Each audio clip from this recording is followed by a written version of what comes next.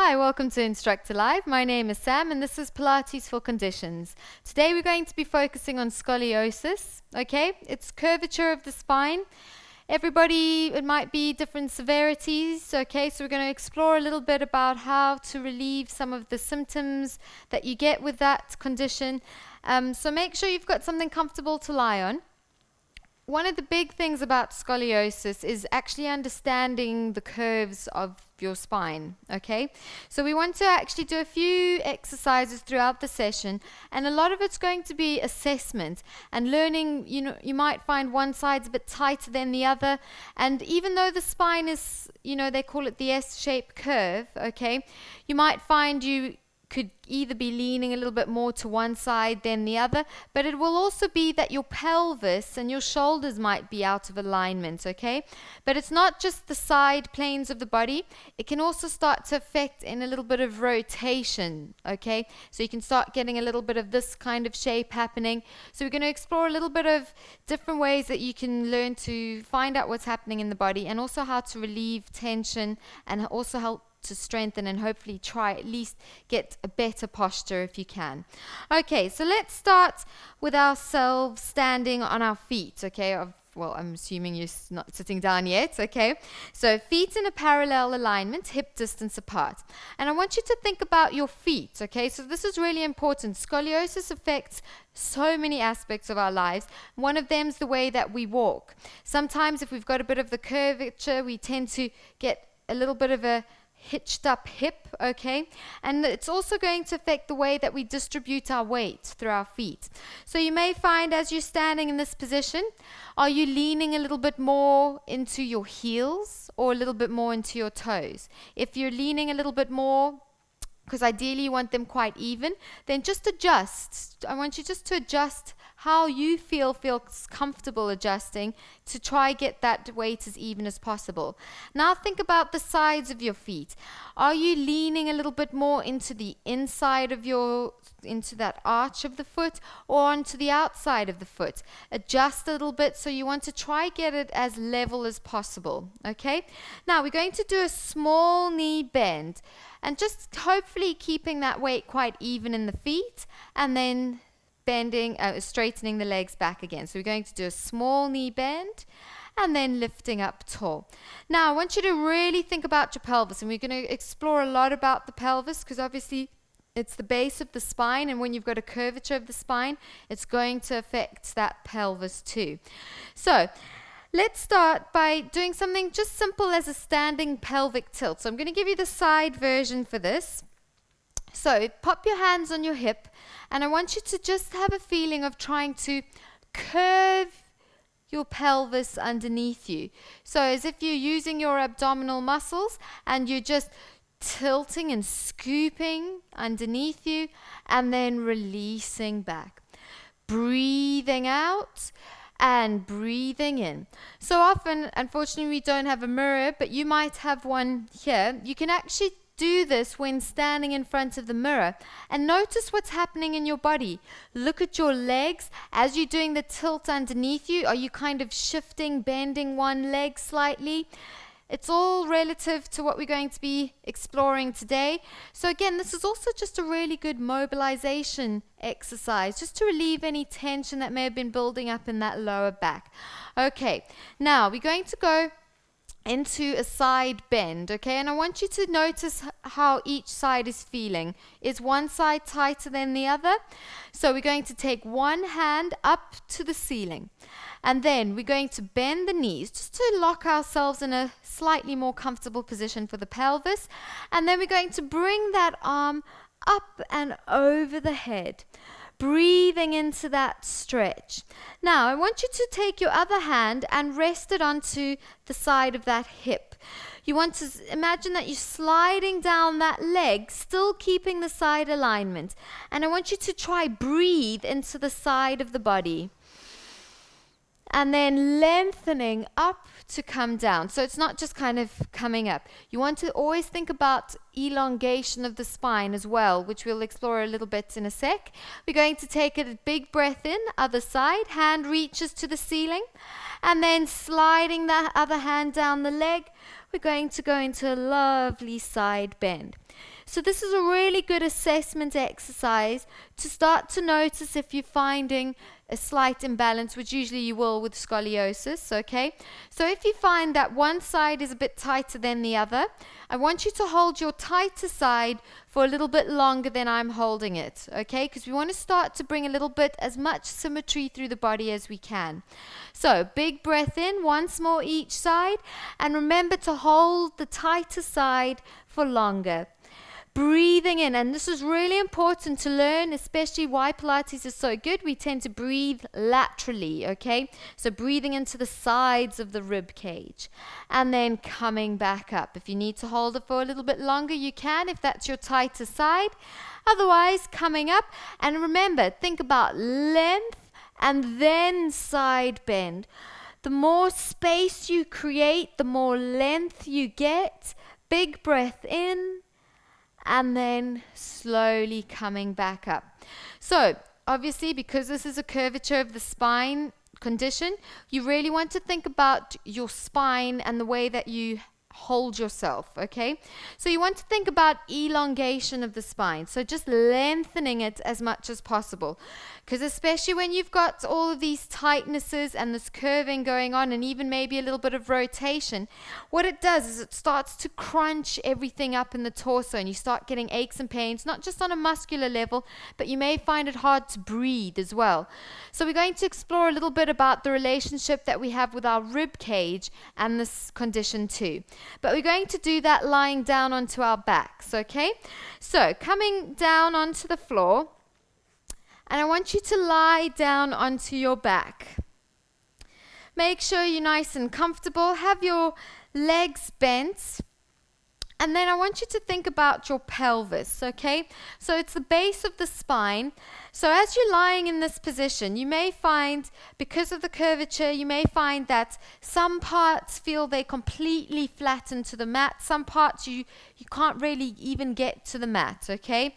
So it might be on one side towards the pelvis, it's a little bit heavier than on the other side. And try to adjust where you can a little bit. So how does it feel to actually move into the side that's slightly lifted off the mat? So we're thinking about the side platforms on either side of the spine. And also think about your shoulders. Do you find one shoulder kind of rolls a little bit forwards and kind of lifts off the mat? Can you adjust your shoulders to try fit into that position? I want you to pop your hands onto your hips, okay, onto each hip bone. And you will notice, especially if it's quite severe, you'll notice quite a big distinction between the heights of your hip bones. Do you find one hip bone is a little bit higher than the other? Take note of that. And then we're going to take the legs straight along the floor. So they're nice and rested onto the mat. Again, feel your hip bones, okay?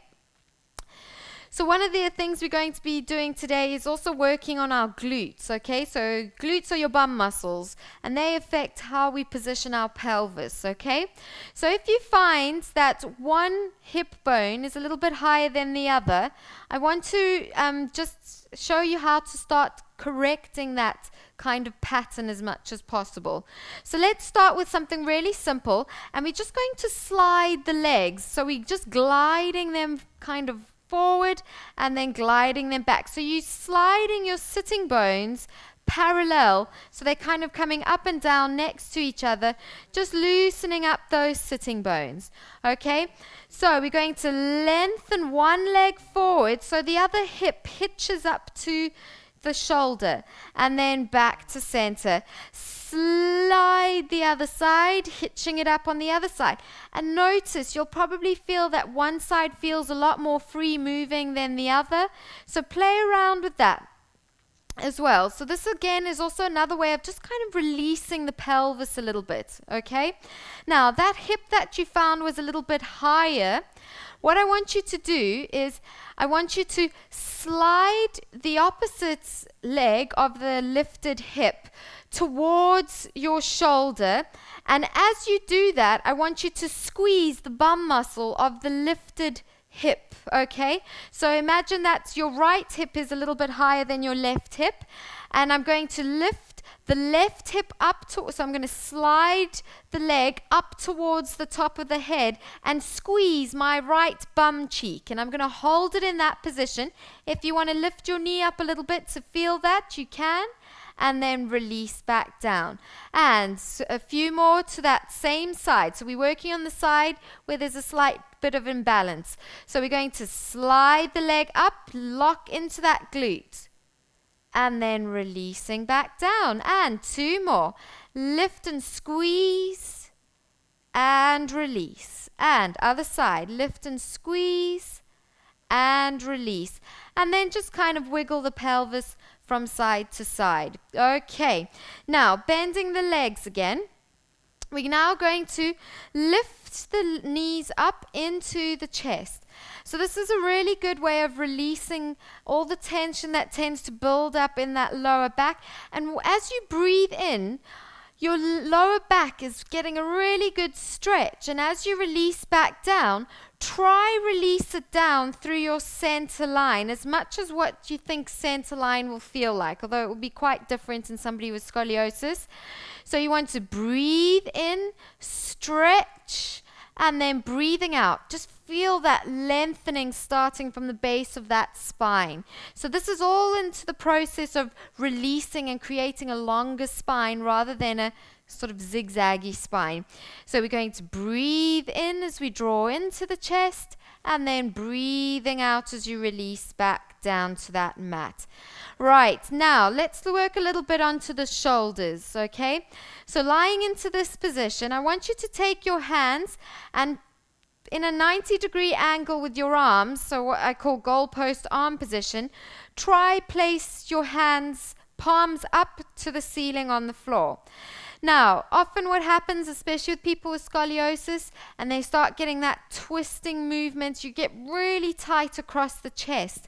So as you're in this position, you may find you can't even get your one hand down onto the floor. So just trying to adjust the shoulders a little bit.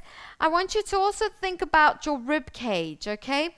You may find that if you pop your hands on your ribs, one side of your ribs pops up a little bit. That's often a big indicator of somebody who's got scoliosis, okay? So you want to try as much as possible. You might not get it immediately, but just try and lock your rib cage down onto the floor. And you may feel that as you do that you feel a really deep stretch across the chest, maybe more on one side than the other. And then just release the rib cage if you need to. So you can lift it right up off the floor and you'll feel the whole pelvis at the base of the spine adjusts to do that. So you're lifting the rib cage up and then you're locking the rib cage down. And notice what's happening in your lower back as you do that. As that rib cage lifts up, big breath in, and as you breathe out and lock it to the mat, does the pelvis tilt and imprint into the lower back onto that mat? Okay, now keeping a neutral pelvis, so in Pilates it's that natural position the pelvis sits in. Now I want you to think about squeezing your sitting bones together, okay? So squeezing your glutes as well. And then you'll feel that as you do that, your lower back starts to imprint a little bit into the floor. So we're going to do some pelvic tilts. We did standing once. Now we're going to do lying down once and keeping your hands in this goalpost arm position.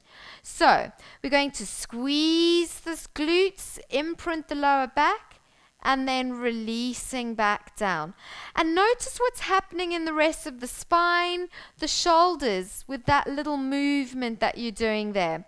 Do you find that you're starting to feel little torsions or little tightness areas starting to form as you're creating that bit of movement through the spine? Do you feel that one side of the body feels kind of a little bit more restricted than the other? Now we're going to start to take that up into a center lift onto your shoulder bridge.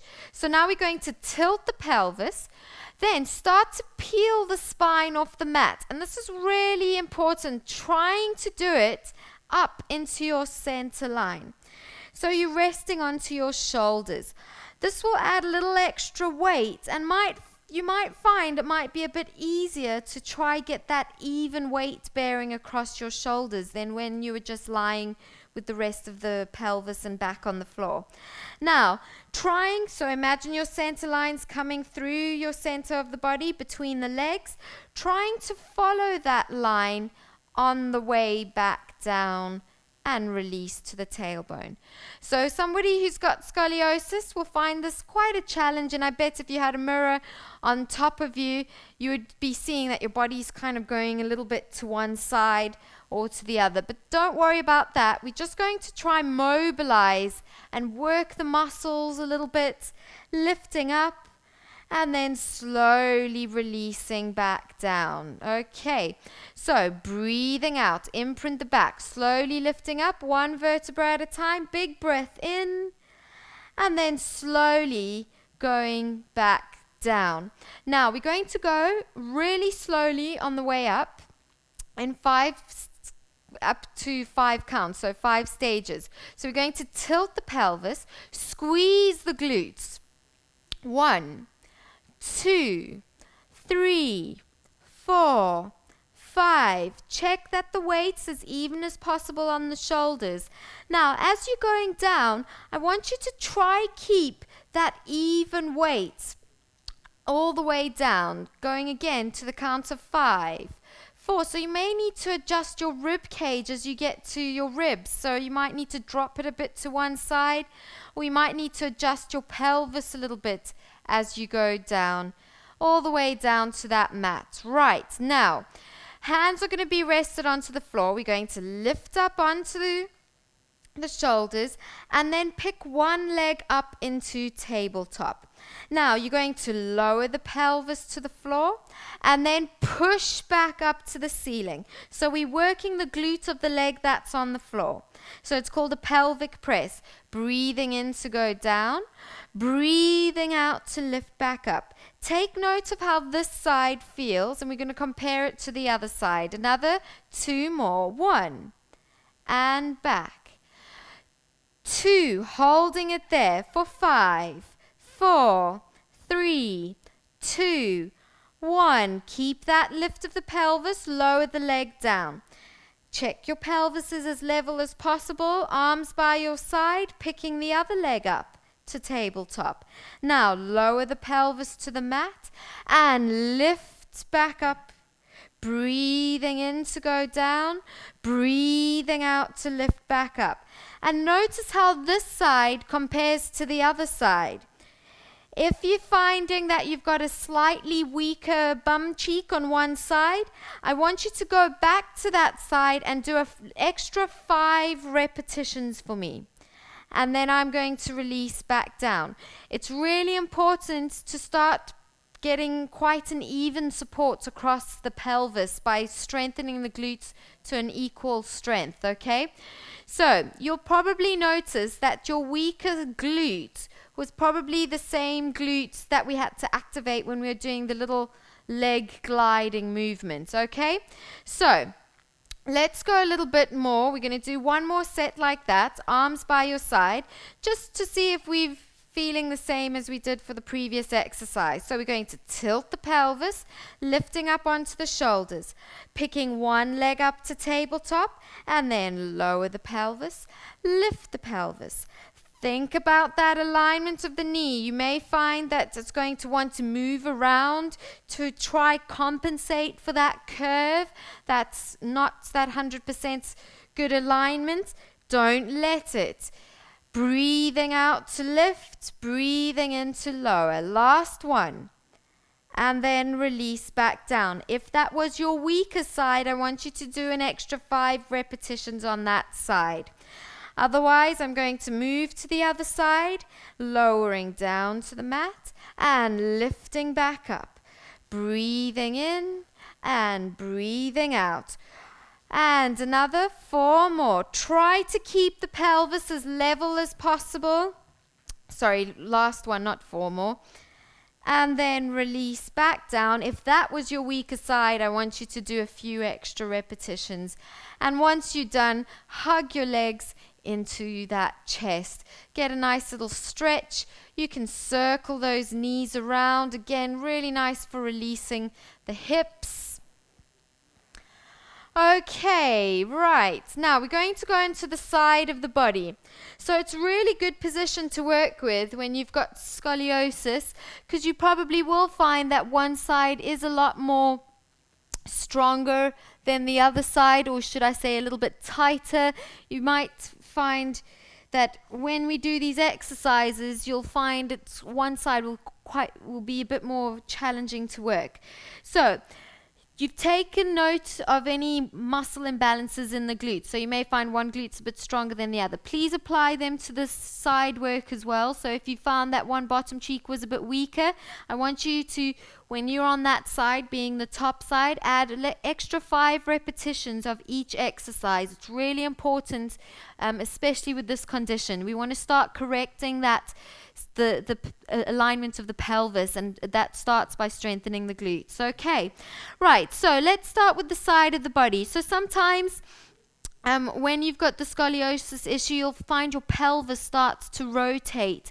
One side might come a little bit further forward. So you found lying on your back, you might find one hip bone lifts up a bit more off the mat than the other. So this is going to help to try bring back that kind of lift and rotation. Again, so it's all to do with the glutes. We're going to start with the clam. So we're going to open up the top knee and lower to halfway. And we're just going to do 6, okay? But if this is your weaker side, I want you to do an extra 6 to that side. And 3, 4, 5, 6. Then, keeping that knee open, unless you're doing your few extra on this side, you're going to straighten the leg, flex the foot, trying to keep that pelvis as still as possible. You're going to go into a nice big circle.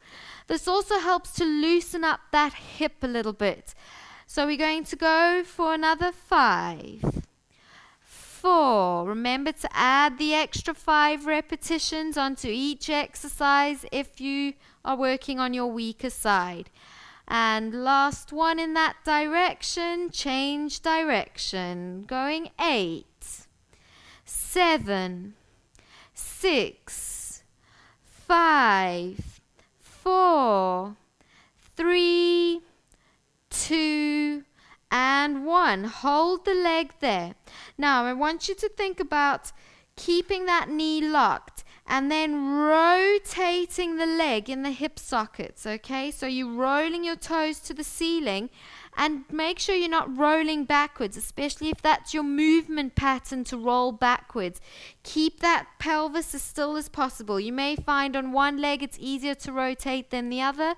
That's fine. Just work with your body. Let's do another 5, 4. So this helps to strengthen up the hip as well as the glutes and legs, and also helps to stop with the rotation. If your muscles are strong enough to stop that pattern, you'll start to notice that the curves won't affect you as much as your body starts to shift and adapt into a much safer posture. And then release back down. Give it a good little smack. Let's go over to the other side. So again, if this is your weaker side, you're going to add an extra 5 repetitions to each exercise. Try set your pelvis up first, so that feeling of pulling the top hip away from your shoulder, so you create length there and length underneath you, a little lift of the waistline off the mat. Opening up into a clam, closing back, breathing out and breathing in, and another 5, 4. Oh no, we did 10 on the other side, so sorry. Let's do another 5 now. And 4. Remember to add an extra 5 on your weaker side. And then last one, you're going to now straighten that leg, flex the foot, and big leg circles. Going 8, 7, 6, 5, 4, 3, 2, 1. Change direction and big circles, but keeping your center, drawing in, making sure that you're not moving your whole pelvis as you do the exercise. And I've lost count, so I'm doing my imaginary 2 extra. Last one, you're going to hold your leg there. Remember, if this was your weaker glute, I want you to do a few extra repetitions.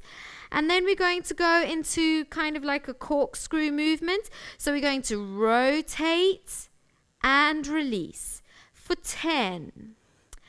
9, add an extra 5 if this is your weaker glutes, and 7, keep the knee locked. As you rotate, you can even push your pelvis forward a little bit. And another 3, 2, and 1. Hold it there. Feel the leg muscles and glutes working. If you need to do a few extra, please do. And then release back down. Give it a little bit of a smack and a bit of a rub there. Okay, right. Let's come up into a nice sitting position.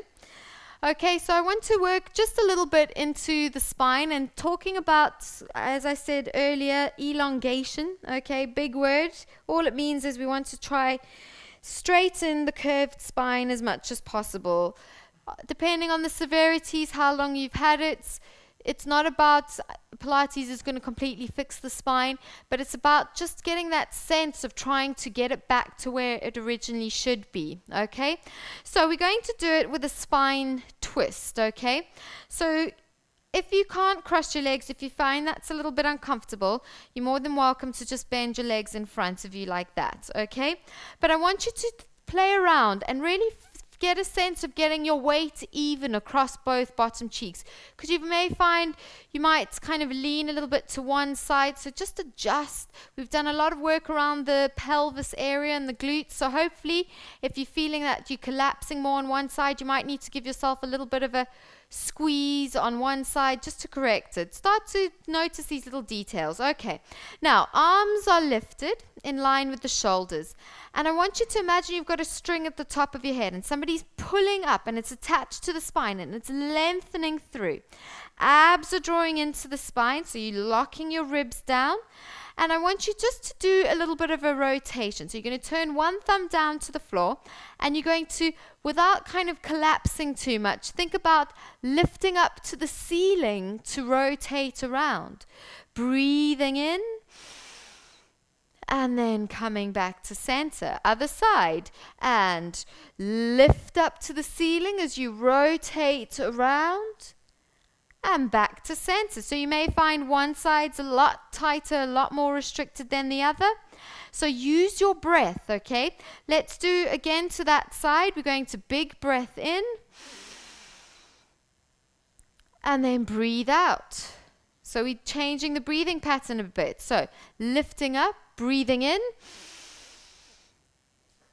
And breathing out. Do you find that it makes a difference from one side to the next? You may find that as you breathe in and then lift and rotate, you've actually got a lot more room to move to your more restricted side.